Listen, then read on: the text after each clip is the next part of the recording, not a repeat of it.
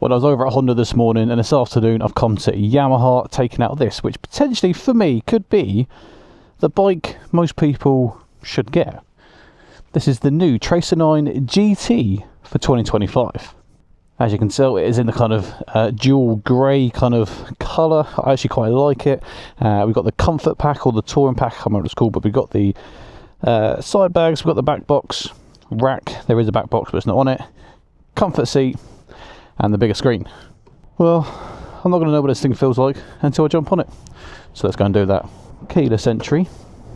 I was out on the Honda CBR 600RR this morning, and if you want to check out that video, there'll be a link at the end of this one.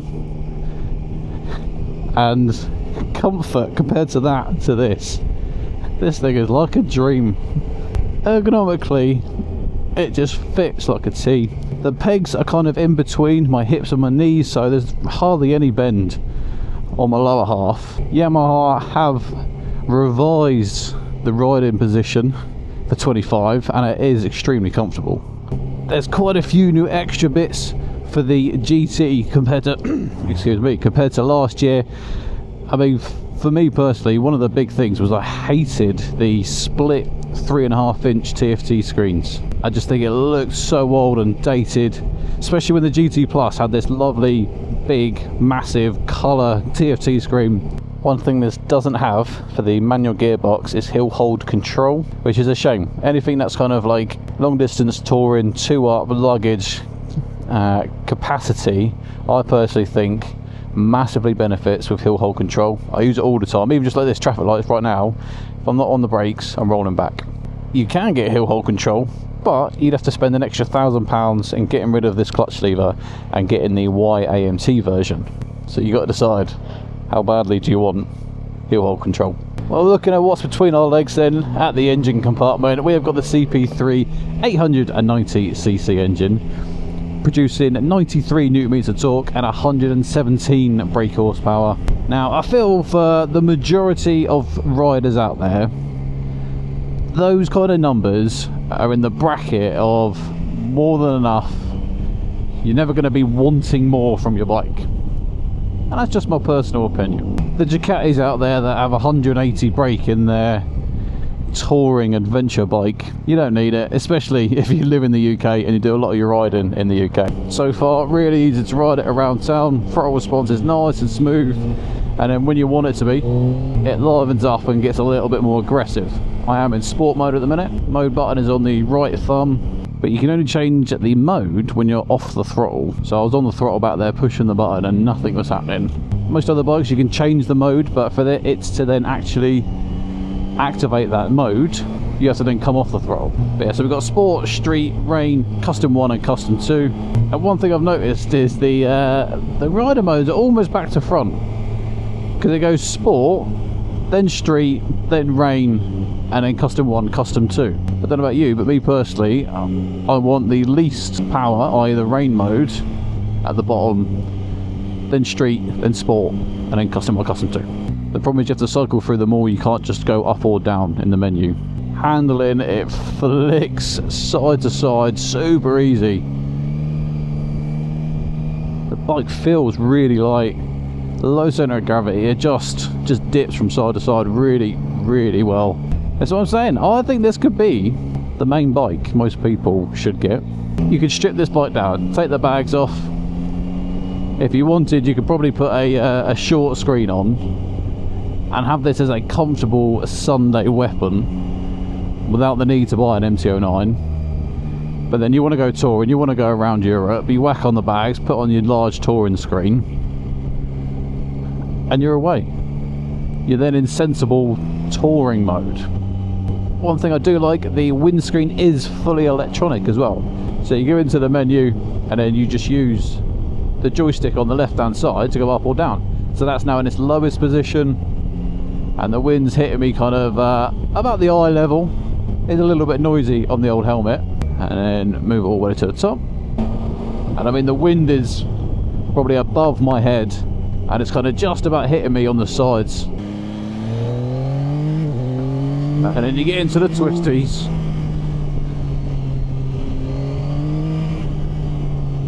and she livens up.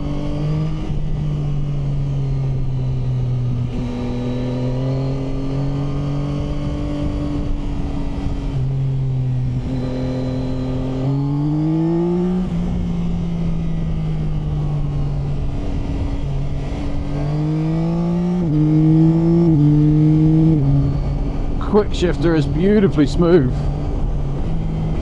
Up and down. Engine sounds really, really good. Now for me, there are definitely some vibrations coming through the rear of the seat. But bearing in mind, I'm holding on to the gears a little bit longer, just so I can have that extra little bit more fun factor. Brakes have got a strong feel to them. Back brake's okay, but the front has got all the bite you need. And I say about the vibrations on the back, but now if I'm riding normally and sensibly and just having a little poodle around, there's no vibrations. It's just when I'm playing silly buggers.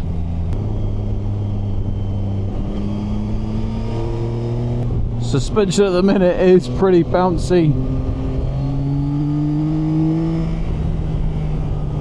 For reference, I'm 6'1" and 115 kilos, and yeah, suspension is a little bit lively.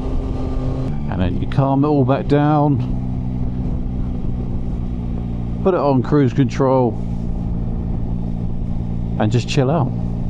What's good with the 25 model is we not only have cruise control, but we've also got a speed limiter. So you know, if you know you're going to be in the twisties, you can set it at 65, and you know that you're just not going to hit over that bracket. Me personally, I don't use the limiters. I'd rather just use cruise control, especially when you're in Wales and it's 20-mile-an-hour zones all the time. And that's a real shame. This bike on cruise control, the lowest it will go is 29 miles an hour. And like I say, when this is designed for that long distance touring and you are going to start packing the bag up and cutting away, for me, Wales is an hour away. It's something where I want to start hitting up more. Every place you go, like town, city, is like 20 miles an hour. My GSA, I think, can go down to like 18 miles an hour, so it makes life very easy. I just put it on, I know I'm not gonna get caught. Whereas unfortunately, Yamaha have not lowered the bracket enough for this. They need to bring it down. So just looking into the settings then, you can actually change the suspension, because it's electronic. Sport, the suspension is hard or stiff, and then street and rain it is set to soft. So I'll put it into street to do the road I've just done going back, just to see how much difference it is. But yeah, I mean, in stiff it was still, it was giving it some. For 25, we do have the new Matrix style headlights, and they are going to be adaptive headlights. There's a little camera at the front just below the windscreen that detects any cars or anything coming, and it will adapt the headlights to the scenario and the situation ahead, i.e. vehicles, no vehicles, things like that. As I said at the start, we've got this in the kind of ceramic grey. There's another colour which is the Tech Black, and that's it. Those two colours are the only ones you're going to get. If you want a different colour option, you need to start looking at the GT Plus. Now this very bike, without the packages on it, is going to set you back £14,354. If you do want it, the YAMT version, that's going to add another £1,000, so 15,354. And I think the jump to the GT Plus is, I think the GT Plus is like 17 and a half. That's a lot of money more for, in my opinion, not a lot more. So again, this is the reason why I think people are going to be hitting this up probably before they start looking at the GT Plus, because you get everything you need for the 14.5 grand. You get your side bags as standard. If you want the back box, you say you have to get that comfort pack, travel pack, whatever it was. You can go into the settings of this, and there's loads of different parameters that you can adjust. Slide control, wheelie control. Obviously you then got the two rider modes. You can adjust the power, the engine braking, the traction, etc. I like it when manufacturers give us the ability to adapt the bike for how I want to ride. So looking at the front of the Tracer 9 GT for 2025, personally, in the pictures I didn't think I was going to like it, purely because of the headlight situation. We've got your daytime running lights at the top there, and then you've got another 3 lights on both sides. And I thought it just looked stupid, but you know what, actually when I've seen it in the flesh, I quite like it. I think the styling actually suits the bike, and they've done a good job for this year. From the front of the bike, the screen does look massive, but again, I believe this is the upgraded touring screen. And hey, if you want a small one, you could put it on and then put this on when you are just doing your touring.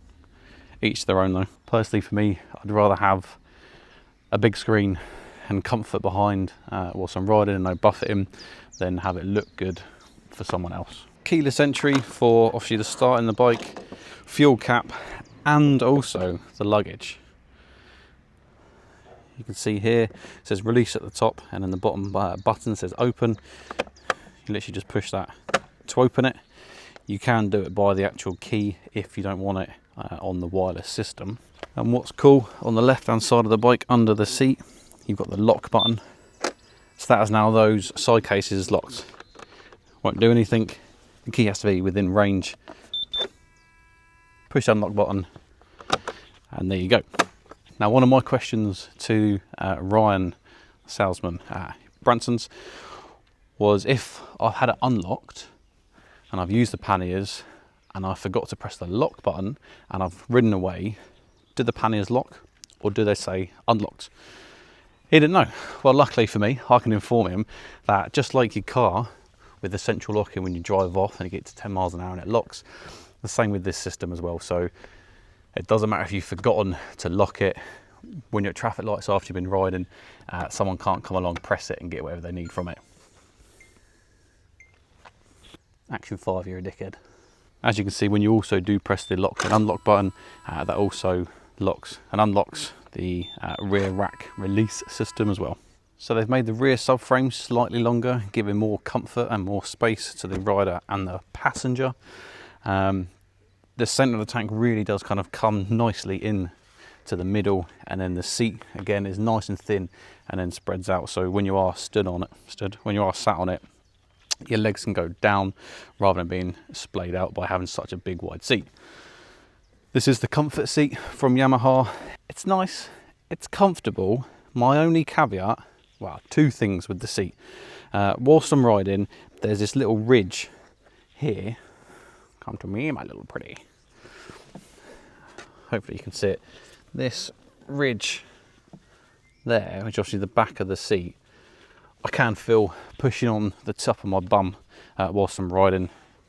That would just need to be kind of carved out for me, for my own personal liking. Get rid of that little ridge. And the second thing with the seat is the seat height can go from 845 in the low position to 860 in the high position. Just take off the seat, put it in the high or low, and push it back in. I've got it in the high position at the minute. Now there's this kind of slight gap. I wonder if you can see it better on the other side. I don't know.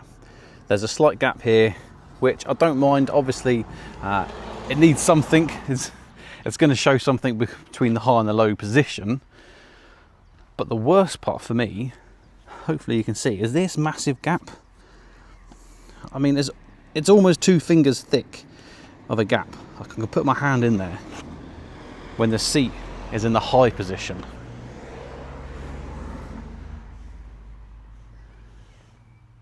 Like, I just don't get it. I don't know why it's there. It looks wrong. It looks like the seat's not on properly, but it is.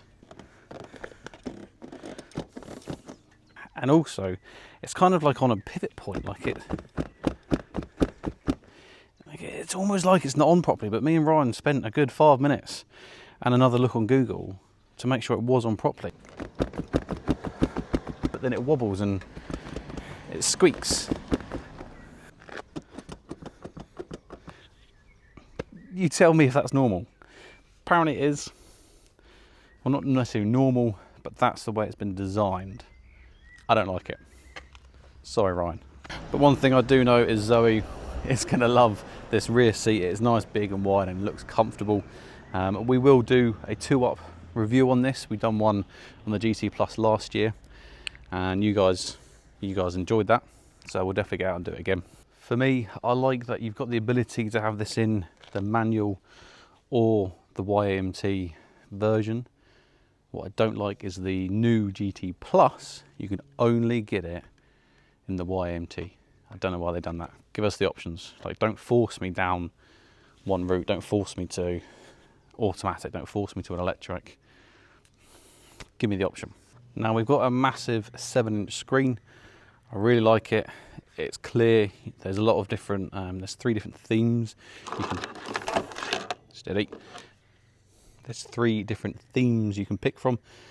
So you've got this kind of like white background, a lot of information showing you how the Matrix adaptive headlights are looking. You've got a black theme, and then you've got this very kind of like BMW-esque, kind of very neutral, minimal information. Say, pick what you want, go for that. Windscreen option. So you just pick which one you want to go up or down, and then you've got the heated grips as well between 1, 2 and 3. One thing I'm not a fan of is that, as I said earlier, is you can get the full map navigation, and that's via Garmin. For me personally, if you're giving me map navigation, I don't want to have to pay for another subscription to use it. Like, have it like Apple CarPlay, like Honda have got, Ducati have got. Like, there's the capabilities out there. I don't want to have to pay for something to have maps. Apple CarPlay, let me use my phone and do it that way. As I said, seat height 845 to 860, 6'1", and I've almost got both feet flat on the floor. When you're out on the area, this thing flicks and it just darts around nice and easily. It's not necessarily the lightest bike, so the manual comes in at 227 kilos and the YAMT is 231 kilos. Not the lightest, but actually when you're out, say on the roads on the twisties, it just flicks really nicely and you can't feel the weight at all. We've got a 19 litre fuel tank, and to be honest, it's not the biggest. I was on the Honda CBR 600RR, like I said earlier, and that had an 18 litre fuel tank. Whereas this, designed obviously for your touring, yeah, 19 litres. Not the biggest, but it's going to get you over 200 miles to a tank. So you know what? I personally don't want to be riding 200 miles in one go without stopping. Delicate derriere, like to stretch every now and then. Now Yamaha have put adjustable semi-active electronic suspension in this, and they claim it's the most advanced suspension on Yamaha models. And also, as discussed, the brakes are actually really good. We've got dual 298mm at the front and a single 267 at the rear. And it's more than enough braking power and braking bite for the bike. I wouldn't be looking for any more. Now, one thing I do hate about this bike is the side loading panniers. Because when you open it up, everything just falls out, and then when you want to load it, you have to kind of put some stuff here, get it halfway, cram the rest of the stuff in, and then force it shut. I don't know why we're still using that design. For me, top loading all the way. I must say the quick shifter is really nice and smooth. I believe it's slightly upgraded for 2025. And another thing I forgot, just in the centre below the screen, that's actually a USB-C charging point. Nice to see, provided. So the bike isn't perfect. The bike isn't perfect, as I pointed out. Vibrations when you are getting spirited.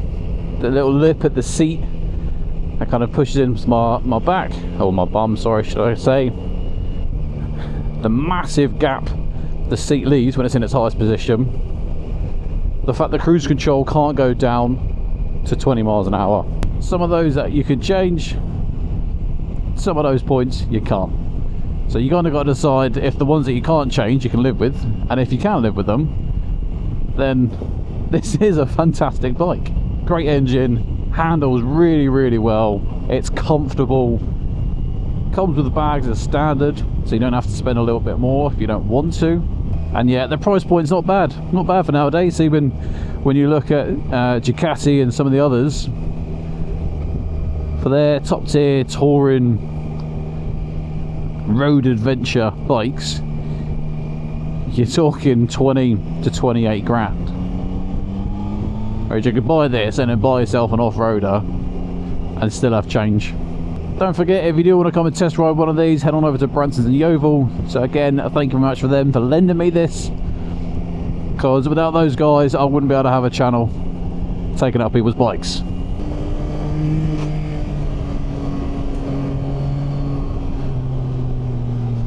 Well, I found the limits of the pegs on that corner. That was one of the things from last year that I just found the Tracer 9 GT, it just didn't have that pure fun factor. Like, it was that really sensible level bike, and then you jump on the MT-09 and that thing was balls to the walls bonkers, and you can have some serious fun, but it's just not as comfortable to go long distance touring on. I said that to Ryan earlier and he said, just wait, just go and test this one.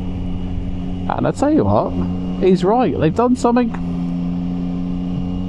They've made it just that little bit more MT-09-esque. I can highly recommend coming out and testing this. Oh, what's going on here, sir? Blocked me red. Well guys, if you've enjoyed it, give it a thumbs up. More importantly, subscribe to the channel. Drop a comment below. Is this going to be on your radar for 2025 to come and test ride? There's nothing else to say, but until next one, ride safe.